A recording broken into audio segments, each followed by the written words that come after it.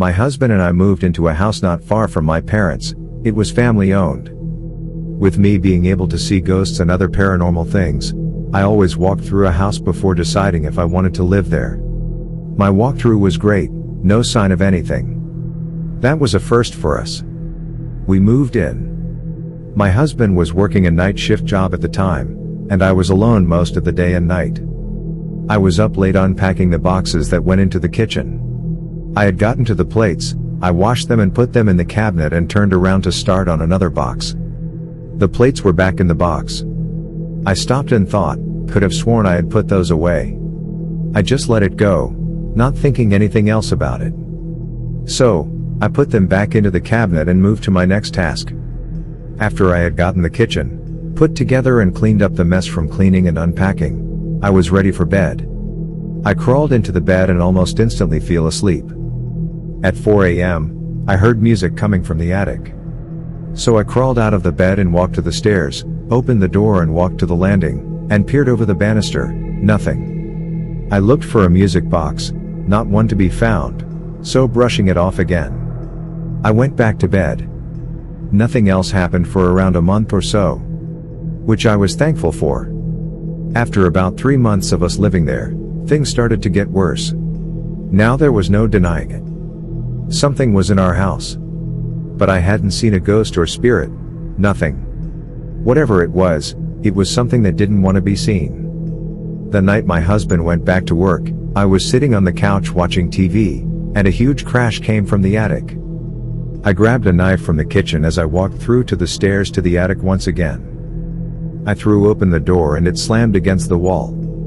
I made to the landing when I felt a hand push me a little, not enough to make me lose my balance, but just enough for me to stumble a little. But still I pushed myself up the rest of the stairs. I looked around for anything heavy or big enough to make a loud thud like I had heard. No boxes had fallen, everything was in its place.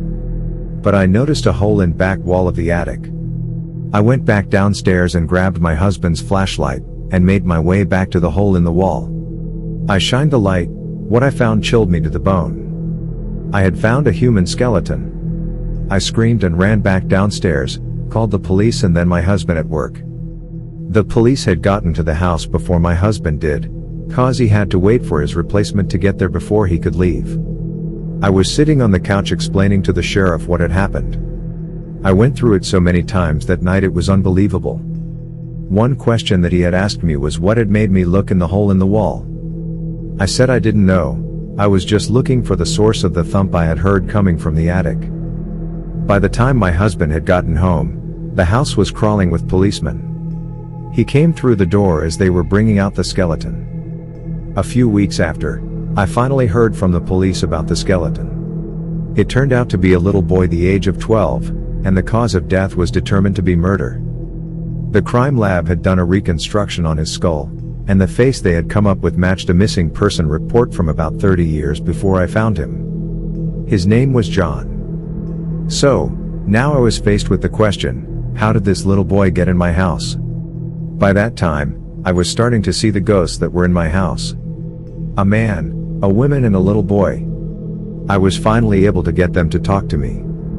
The little boy was John, the man was Oliver, and the woman was Lily.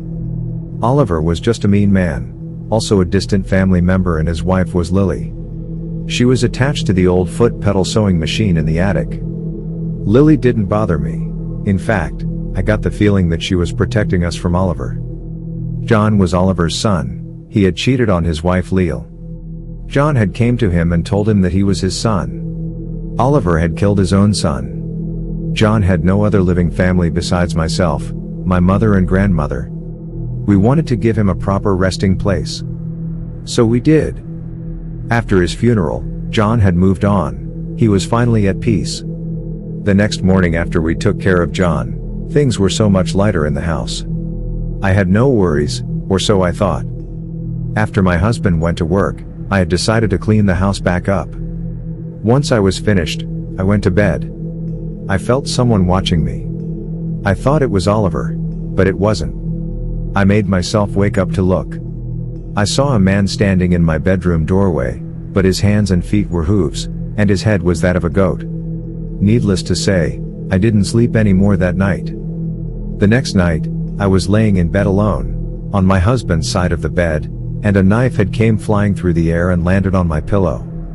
My husband had came home early that night, and he found me sitting outside on the porch shaking. He asked me what happened, and I told him. That was our last night in the house. Since I am a medium, I will always see them, feel and hear them, but I don't have to deal with a ghost trying to kill me. Thanks for listening to iSpooks. Subscribe to iSpooks channel, hit the like button if you enjoyed the story and turn on the notification bell for more spooky stories to come.